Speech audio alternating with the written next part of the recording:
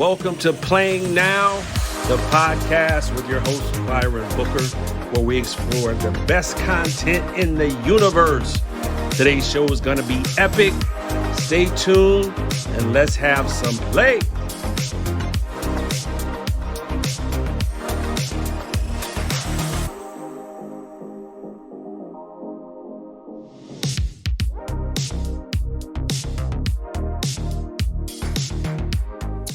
Good morning, good afternoon, good evening. My name is Byron Booker. I am your host for today for Playing Now, a Look Who podcast featuring great filmmakers, writers, producers. And today we are blessed with the presence of Marcus Flemmings, the writer-director of Blond Purple. And we're going to get into some good stuff today. So thank you for joining us today, Marcus. And we're going to join right in. You're joining us from London. Is that right? London in the UK. It's 7:50 here right now. And it's actually kind of sunny for once, which is madness. Well, it's summer there too, right? It is summer here, but you know what? Our summers are not summers. Our summers are like winters. So it's surprising. Very surprising. Yeah. When I went actually to London once, Marcus, and I was in London, and as I mentioned to you, I went to Liverpool, which is kind of like a bucket list for me, as being a Beatles fan and just being just a fan of just pop music. Mm-hmm. But it was October, and so it was chilly. It was cold, but yes. It's not. I mean, I wouldn't recommend anyone comes here for the weather. That's not what we do. We don't do weather. We've got Buckingham Palace. Yeah. And that's it, really. That's all we have. Yeah. I did get a chance to see, all the architecture, Buckingham, and all that stuff. And it seems like it's becoming a real cinema town. It's a lot of projects. Seems like that's happening. Does it seem like it's increasing to you, or in the last decade, or? Yeah. So on the kind of what I normally do is I run a talent agency. So I've got a modeling agency. Awesome. Yeah. So we provided about 20 girls for Barbie last year. They shot Barbie here with Margot Robbie and Ryan Gosling. And they're shooting everything here. So I think Dune was some of Dune was shot here. No, it wasn't. But a lot of films have been shot here over the past few years, and they're building more and more studios. So I think it's becoming a really cheap option for Hollywood to come over here and just film again. Yeah. Seems like Netflix is probably set up a headquarters there. It seems like they actually have, yeah. Because it's like I see so many projects out of there. One of my favorites is Black Mirror that they do. I don't know if you've seen that one. Yeah. So my thing with Black Mirror is I love the idea of it, but not every episode is great. But when there's a good episode, it's really good. And then when there's a kind of average episode, you tune out. But it's really good. Yeah, which means it must be a hotbed for a lot of just theatrical talent. I mean, actually, it's probably the home of theater anyway. But it's a lot of talent there, and you had an excellent cast, by the way. Thank you. In this picture, I wanted to, so probably your agency, maybe you get to see a lot of the up and coming talent, maybe, right? Because there's probably models, act. I actually don't cast from my own agency. It's very strange. I give them a chance, so I'm not. It's not like I say you can't cast. I do give them a chance, but I try and expand the pool a bit wider. I like to keep, even with like every film to film, I try and change the cast as much as possible because it's good to work with new people. It's good to challenge yourself as well. And sometimes some people who are good in some films are not good in other films as well. So I don't quite manipulate my own agency for everything, unfortunately. Yeah, right. Well, that's very cool. That's awesome. But it keeps you around young folks and around new talent. And speaking of which, you had a very young talent in this scene that I was really impressed by, which I want to kind of get into. And I see that your star of Blond Purple has gone on to do a lot of stuff recently. Yes. And tell me a little bit about some of the cast, how you got to know them as you wrote this piece. And I felt like watching it was very dependent on really making sure you had the right cast for this. Also being that it was an American film shot in London, right? I'm assuming it was London, was it? London, yeah. So first and foremost, I wrote this during the main COVID year, so 2020. And we filmed it at the end of the year in 2020 as well. So we were in lockdown state basically. So just before, I think I started to, just because we went in and out of lockdown so many times. So I think when I started to write it, we were out of lockdown. And Hmm. then when we started to film it, just before I started to film it, they were like, we're locking down again. So I was like, oh no, I'm not going to be able to film now. But yeah, what really influenced the film was the killing. I call it the killing of George Floyd, which happened in America. So that really kind of sparked a lot of emotions in me. So when I started writing the screenplay, I was like, okay, well, I want to say something relevant, and I always think it's best to send a message to people through another medium. So not just kind of hitting people in the head with a message, kind of packaging it into a nice little Christmas present, putting it under the tree, let them open it up and go, ah, okay, there's the message. So with Blond Purple, I thought, let's do a heist film and let's put a message in there and make it really relevant. So in terms of the characters, there's a lot of raw emotions that I had in each of these characters, whether it was black or white or whatever the race the character was. And yeah, the cast had to be absolutely spot on to convey what I was trying to portray on screen. And thankfully, after maybe 5, 6 weeks of casting nonstop, I found the right cast and found really, really talented people. Thankfully, Yeah, that's one of the main things that stood out to me is like he really put his time in with the cast. Yeah, yes, I know. I could definitely tell that yeah, it was a lot of work there, and I feel like when you're going from the story, the script to the screen, that's a lot hinges on that. So kudos to you on that. thank Julian you. did a great job. A lot of the talent was amazing. And did you find a lot of Americans there that you could find, or was it because I know Julian did the accent, but is he Irish? Is Irish accent, right? Yes, yes, he's Natively, Irish. So he's Irish, and he did the accent, and it was like, "Are you actually American?" He went, "No, I'm right? Irish." You had me fooled. I had to look it up. Yeah, no, it's amazing. And then with the lead actress, her American. So what the really strange thing with the lead actress is she missed the audition. I think that she came to the audition like 3 hours late. So I had already made my mind up about someone else. I was like, this other person's amazing. This person's got the job. So I was like, everyone else I was seeing after that was kind of like formality. And she turned up and she didn't. The accent wasn't very good, but her performance was brilliant. Yeah. So I hired her, and I was like, okay, you need a voice coach. So she got a voice. We got her a voice coach, Okay. and yeah, in the end, her accent was really, really good. Yeah, I couldn't tell. Yeah, exactly. And then also a guy who I've worked with before, Adam, who plays Nath. Um, he's done a lot of stage stuff. So he's won an Olivier Award for a lot of. He's done Dreamgirls. Oh, Recently, he did something else, but I can't remember. But he's done a lot of stage stuff where he's done American accents previously. So okay. his accent was fine, and he kind of went for more of a, I don't know what he was doing, but a very distinctive accent. It wasn't the same as everyone else's, and he started it, and I was like, that's different, but let's go with it. Yeah. But yeah, I was really blessed to find such an amazing cast. Awesome. So, what was the inspiration? I like to start with the title. Where did the Blonde Purple come from? Can you give me a background on that? Yeah, sure. So when I first started to write, I wrote a screenplay called Follow the Blonde, and it was an interconnected story of 4 different stories, and it was a bit of a heist thing going on there. So I Okay. thought I want to so there's bits of the film, bits of the screenplay that I used from that in this, Okay. and I couldn't think of a title, so I thought blonde, and then I thought, well, what can I put with blonde? And purple just sounded fine, so Okay. Okay.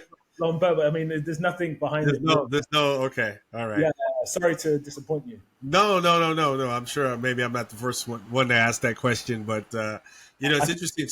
Huh? No. I think it's the first time I've answered it. So Oh, really? Yeah. Okay. Well, I appreciate it. We got an exclusive here, right, about Blonde Purple. No, because I love the poster. I love the artwork of the poster. It was really awesome. It popped, and it could have been for sure like just visual aesthetic. Like Blonde Purple. It's it kind of it's intriguing, and I thought, it's. I wonder if there's some background because I know there was some political overtones. There was obviously an inspiration about the George Floyd incident. So it was like, I don't know, maybe there's something historically I don't know about Purple and Blonde, or maybe there's something going on, so. Sorry, Oh, no sorry worries. for everyone. I've ruined this. Yeah, we'll create like a backstory on it. And very good. So awesome. So I kind of was left with a little cliffhanger at the end, which I won't give away. But maybe you'll tell me off air like what happened, right? um, but yeah, I loved a lot of the dialogue scenes that you had. I wanted to ask you because I thought of a lot of different directors and writers Mm-hmm. while I was watching this. It kind of reminded me of certain tones and scenes. What was your inspiration from a directorial standpoint? Is there certain directors that you got inspiration from? Yeah. So I think the nebulous of my filmmaking comes from the 90s when I was a kid. And I was being thrown films like Fargo and Pulp Fiction and I all the saw Spike. that. I Yeah, saw yeah, that one. yeah. There's definitely Pulp Fiction and then Reservoir Dogs, obviously. Spike, Yeah, all of Spike Lee's earlier stuff. yeah, Uh, and in the 90s there was an assortment of heist flicks, really yeah, good film. Even stuff like, if you go back further than that, in the 70s, and you've got stuff like Dog Day Afternoon, which is one of my favorite films. And it's all about a guy who's stuck a heist goes wrong and he's stuck in the bank. So oh, again, it's kind of a homage to that as well. yeah, So yeah, I mean, all those directors, all those writers definitely played a part in my thinking. And then on top of that, I love European and Korean cinema. So there's always elements of that I love to kind of, I don't want to say put into the film, but they definitely influence my thoughts in terms of how I think when it comes to filmmaking. yeah, And then on top of that, like I said, George Floyd. That's that whole incident, how everyone reacted, how the police reacted, how every country reacted. Really kind of formed the story and helped me tell what I think was at the time relevant, but also relevant now, relevant 20 years ago, relevant 100 years ago as well. yeah. I really like the scene where you have two men with African blood talking about the N word because my thoughts have changed over the years about it Okay. from when I was a kid, growing up listening to hip hop like everybody, being an African American growing up in Dallas and and then getting older and seeing the plight of the world as it relates to African Americans in America and just globally, and then the state of where we were 20 years ago to where we are now, and has it served us? Kind of the montage here in America and in hip hop culture, which that word is used quite a bit, Yeah, for sure. is that it's an empowering word. It's a word of endearment. It's a word that means love. It's a brotherhood. But it means so many other things. And then it's all of this political correctness. Can you say it when you're reciting a song? Does it have to have a certain connotation? Who can say it? Who can't say it? It's such a charged word. And so my thoughts, have evolved with as it relates to that word. And you get a chance to explore a lot of that in the conversation. Um, I wanted to ask you directly, what did you want to say as it relates to that word? And I know it was intentional that you put it in the movie for a reason. What was your intention there, and what are your thoughts around it? Ooh, my okay. So the way that I use it in the film is kind of it's a conversation. Okay, So as you probably saw in the film, it's not saying that using the word is bad. It's not saying using the word is good. They both have a conversation. They both debate why it's good and why it's bad, and there's no conclusive proof as to why it's good or bad. okay, My personal thoughts on it is I don't particularly like the word. Um, I listen to hip hop as well, so I hear it all the time. And when you're singing along or when you're thinking of a song in your head, you're saying the word. There's nothing. You're saying it, but you're saying it almost as if it's just like another word, like and or to. However, out of context, that word means a lot more than it means in a song, if that makes any sense. And you just said it perfectly when you said that it's used as a word of empowerment now. within black culture. I feel, especially in America, Yeah. even in the UK, people use it in the UK as well. Oh, But I personally don't like it, and I think if as black people, as black hip hop artists as well, if we're using the word and then white people use it and they're rapping and they sing along, it's like, what can you say? And it's in the song. It's I, like, I I feel exactly the same way on that point because it's relevant. It's relevant every day because mm, it happens every day. It's yes, on songs every day. People, yeah, millions of people say the word every day in songs, hmm but yet they have to do it in the closet because they're not black.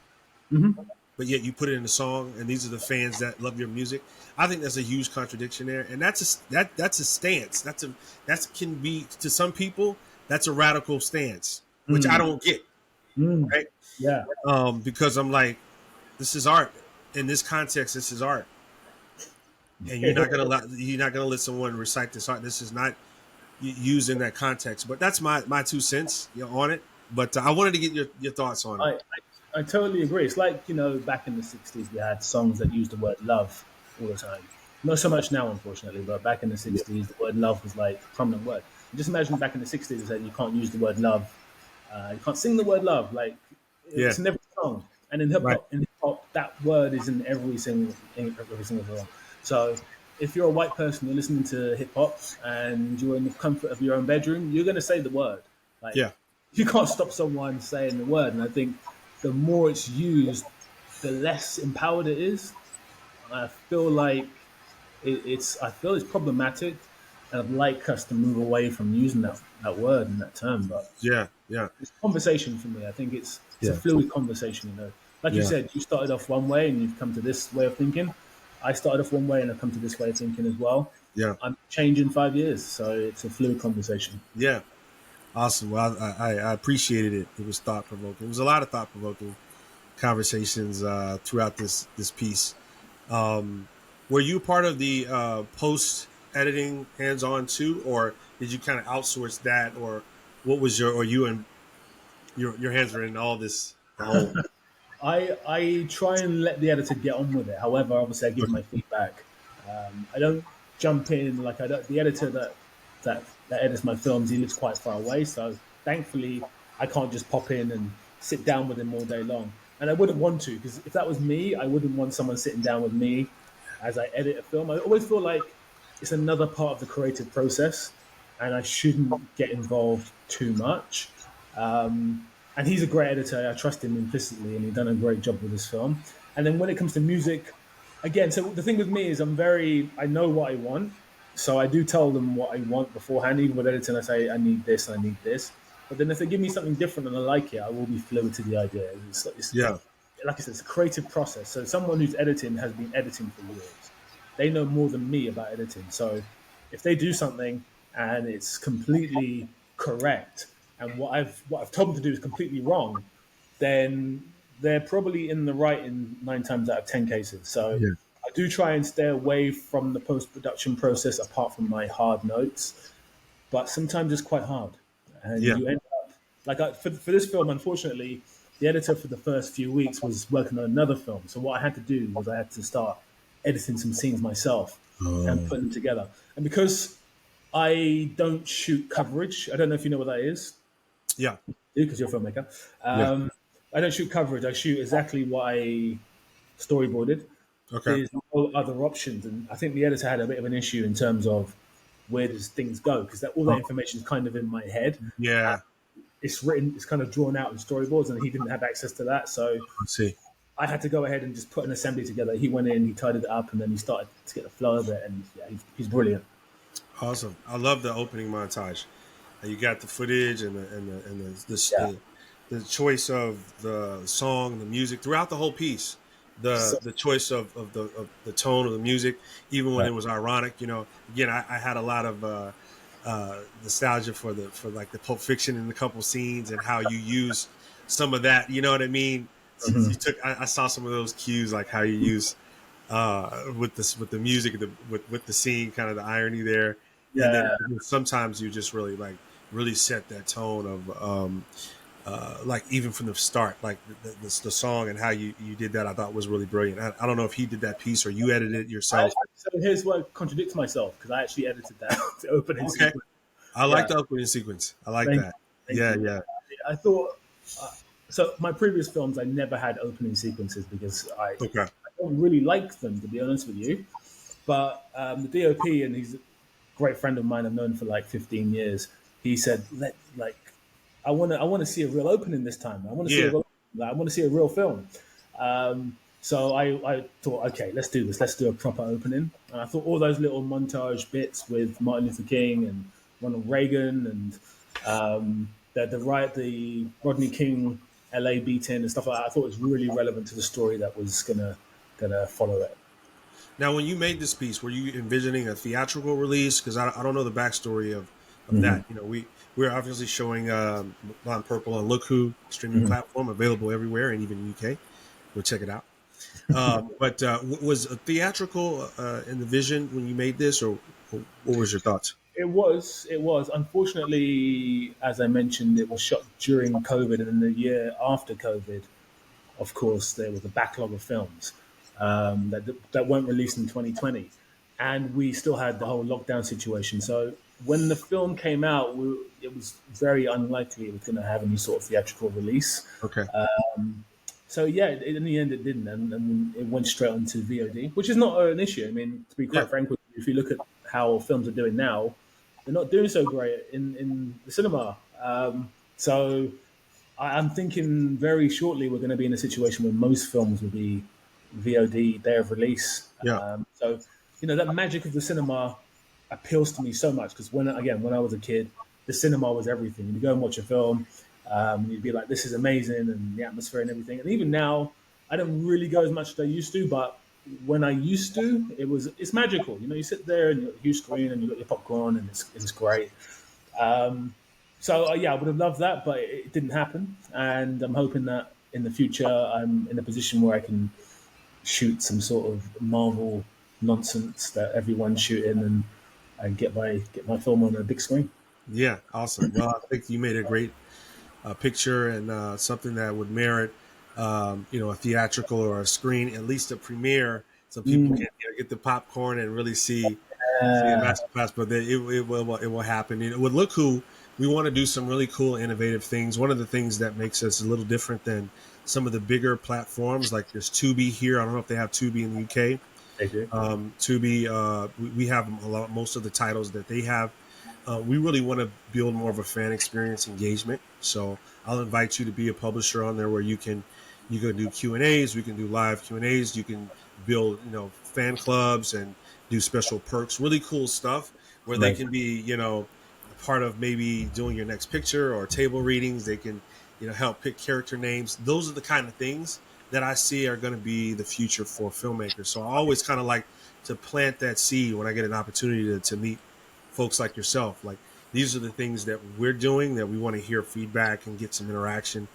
And they're doing a lot of this stuff with podcasts and other things. But in the medium of filmmaking and TV series, we think the next frontier is letting the fans know the creators behind a lot of these Brilliant projects. idea. It's brilliant. Like I just said, I mean, I think unfortunately, cinema film is kind of dying off, Yeah. and people are not just going to go to cinema anymore. They want to see good content.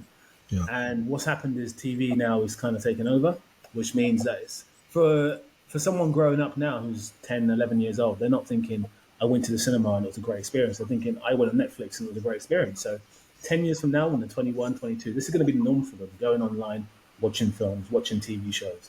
So we have to, as filmmakers, get used to the idea that as beautiful as watching films at cinema is, it may be an art form that is slowly kind of fizzling away. And the recent releases of The Flash and Indiana Jones, which tanked, are worrying. That must be so worrying for Hollywood right now because these two films are meant to make a lot of money and they've both flopped.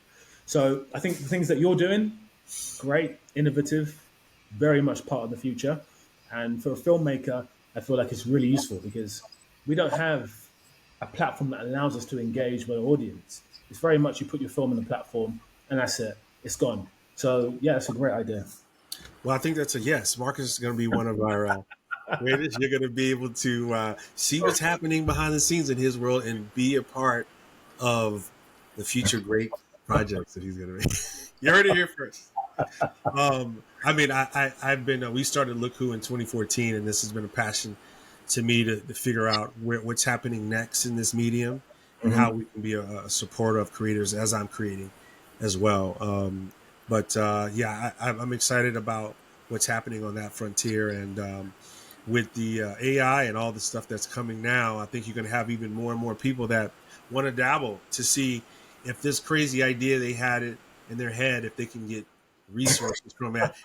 This is what I'm thinking, right? Because it's a big controversy in Hollywood. We have the strike here now, Yep. Mm-hmm. and I think what it's going to end up doing is not. It's going to just be um, another medium, another technology um, that people will use as a tool. I don't think Mm-hmm. it's going to replace people. That's my opinion.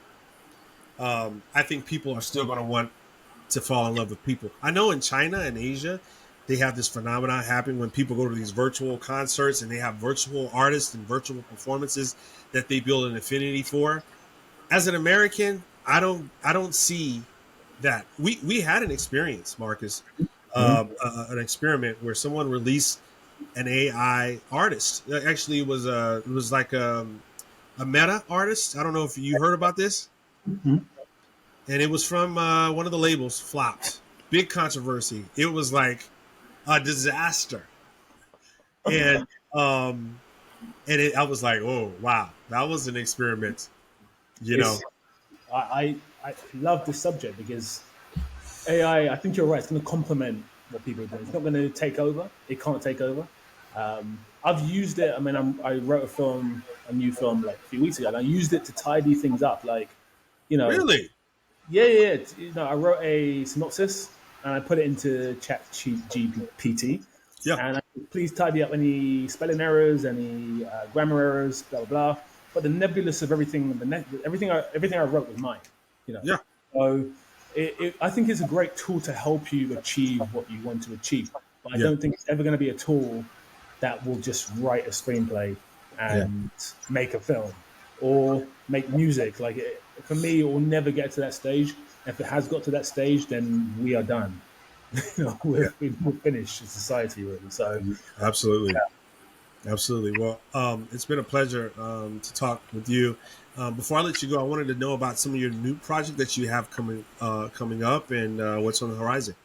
sure. So last year, end of last year, I made two films. One was called Reach, and the other film was called Everyone. They're doing the festival rounds at the minute. They've won some awards, which I'm very happy with that. In talks, I'm pretty much going to be filming a sequel to Blond Purple. Oh, awesome! Yeah, so Is this another exclusive? Am I getting gems, or well, is that out of the okay, bag? exclusive. You are indeed. Oh, Uh, awesome! so it's kind of a spiritual sequel. It's set in the same universe. It's got quirky things happening. There's heists involved. There's guns, there's gangsters, there's dialogue. It's American, but shot in the UK most likely. So yeah, I'm looking forward to that. And aside from that, yeah, I mean that's really all I'm doing, and it's tiring. It's very tiring. Yeah, but you wouldn't have it any other way, right?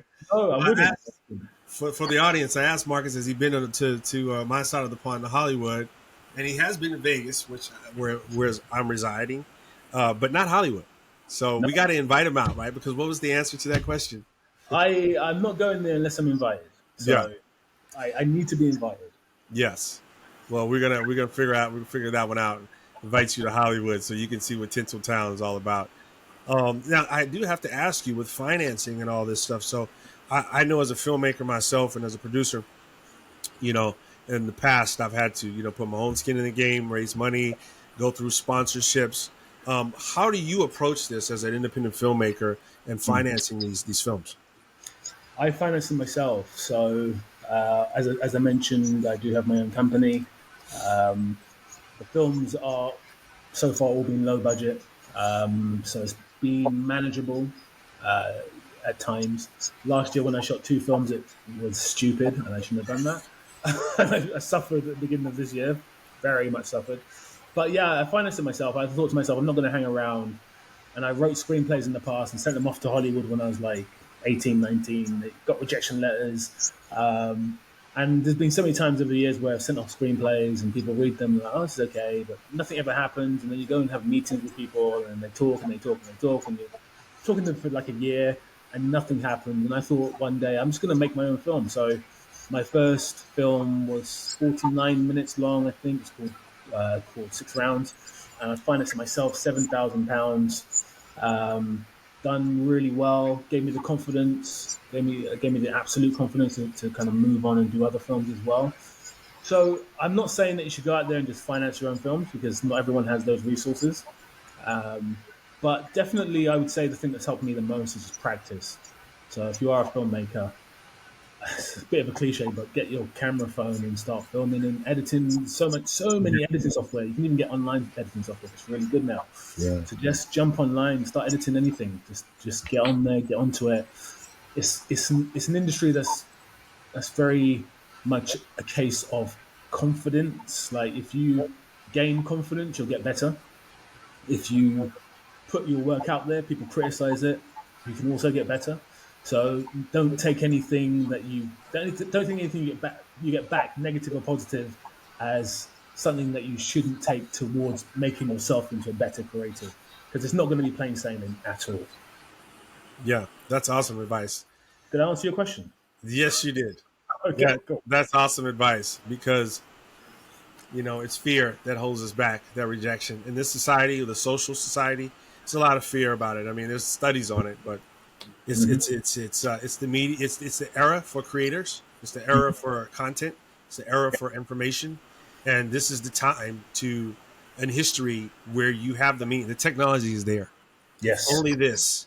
If only Yes. this. The technology is there, and it wasn't always. It wasn't No. always. So So, I think if you have a creative idea, you can do it on a small scale and do it for the love, and don't get too high, don't get too low based off of opinions, right? yeah, for sure. And I think always as well, kind of set your goals high, but know that realistically speaking, you may not hit those goals straight away.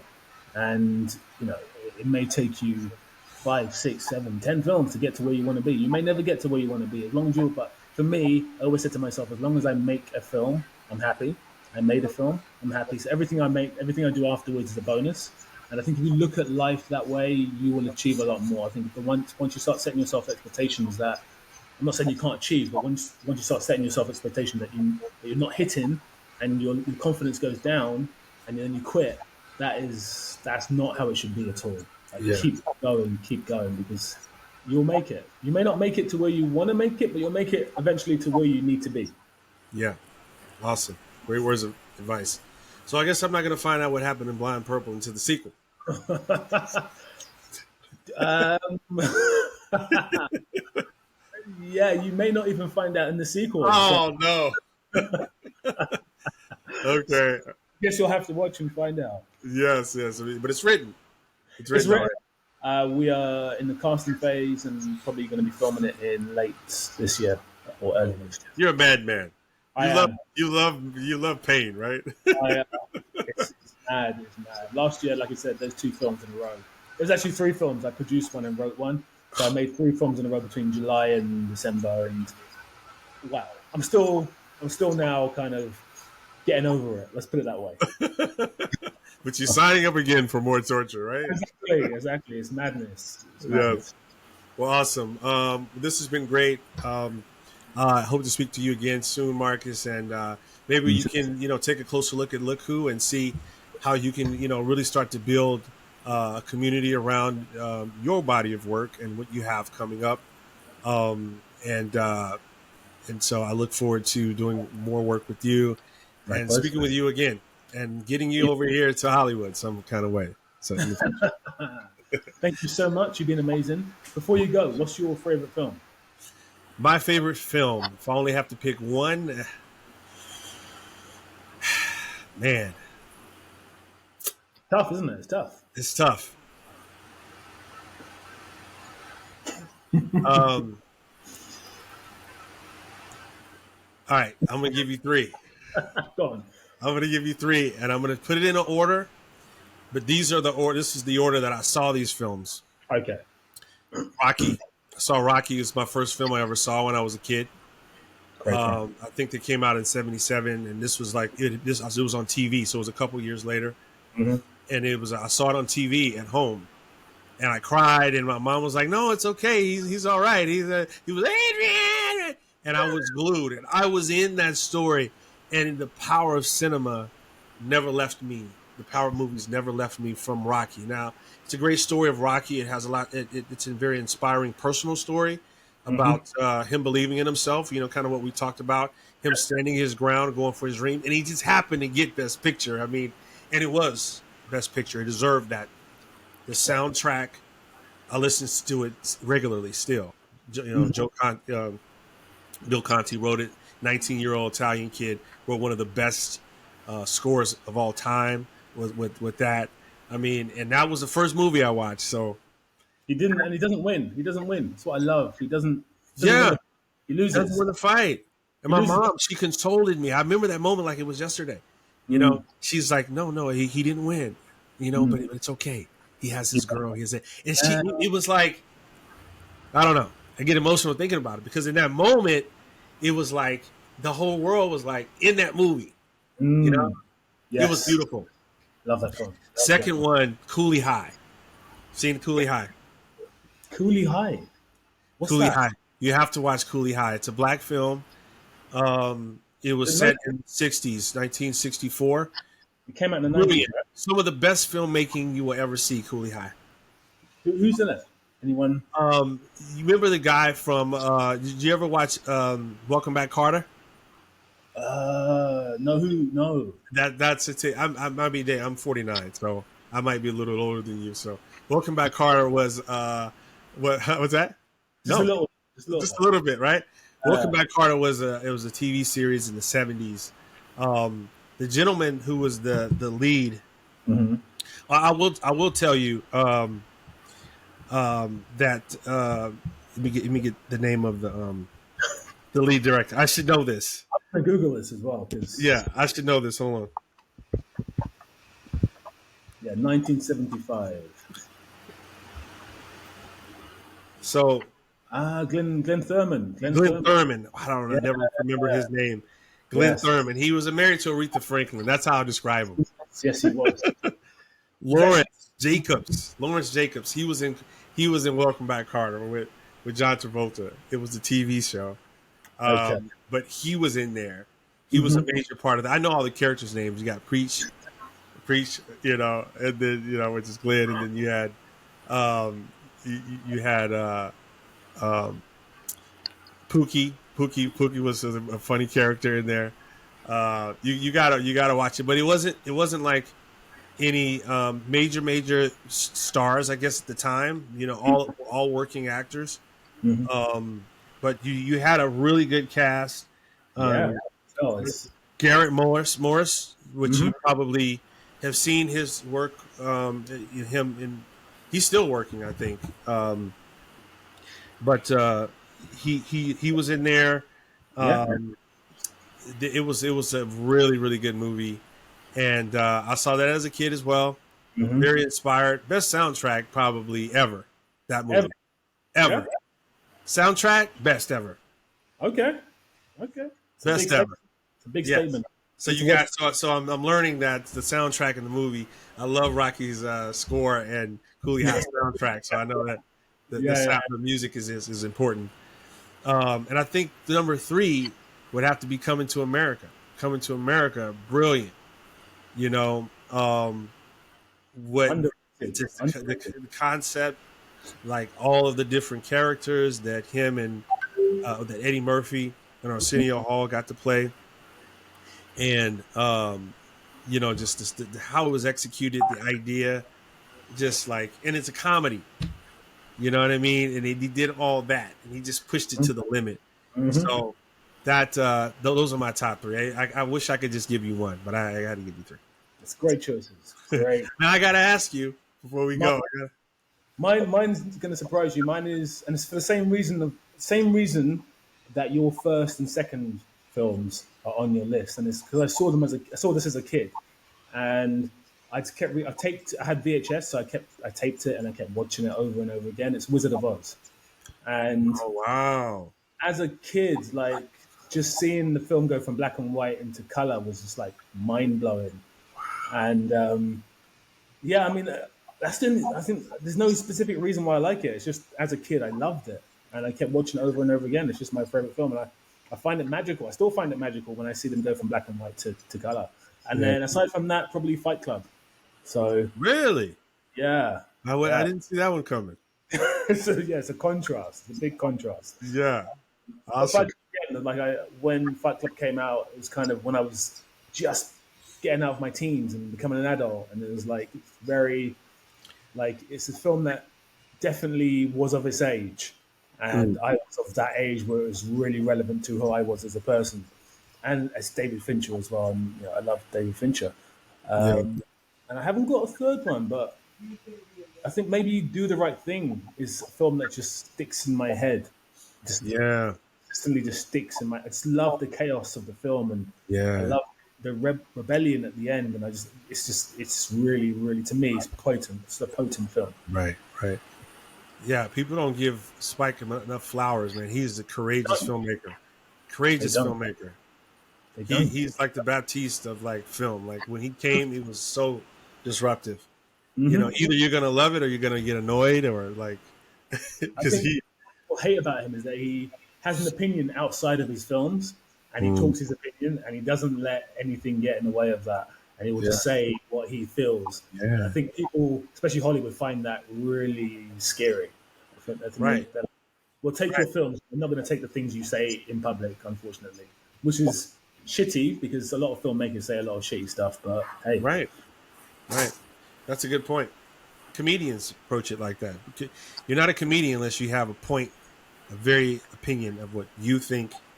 And I think it's refreshing to be that as a filmmaker. It doesn't have to just be, I'm gonna make this be digestible for all people. It doesn't have to be that. yep. No. And you don't have to just. Some people like Kubrick made his film and then he didn't say anything. Like he would just not give any interviews or talk about the film or talk about anything. Whereas Spike Lee is very much like the opposite of that. They can back it up with the films that he's made because the films that he's made are just legendary, legendary films. Yeah. Awesome. Well, this has been a great interview. I'm very excited to see Blonde Purple 2 and all the other films coming in the future. And we'll definitely talk again. And tune in next time to Playing Now and Look Who and see more great filmmakers. And until next time, God bless. Goodbye.